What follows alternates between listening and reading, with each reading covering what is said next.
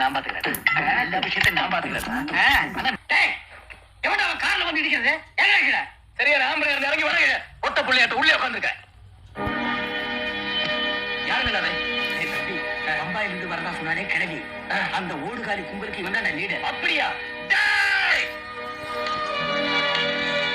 தம்பி, இவதாண்ட கிளவியோட பொண்ணு. புரியல? நம்ம அக்கா நம்ம குடும்ப மானத்தை கப்பல் ஏத்தினவா. அண்ணா ரத்தம் கொதிக்குதண்ணா. ஒரே அடி 2 பேரும் நான் உள்ள போயிடுறேன், நீ வெளில இருந்து கேஸ் பாத்துக்கட்டா.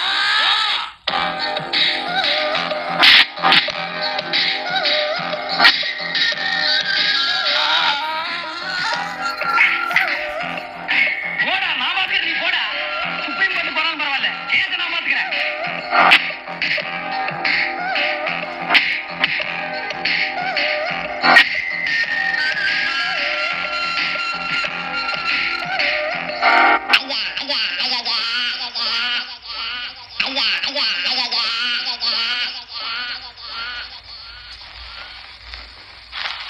தம்பி, இப்பதாண்டா ரத்தம் கொதிக்குதுன்னு ஐஸ் மாதிரி ஆகி போச்சு.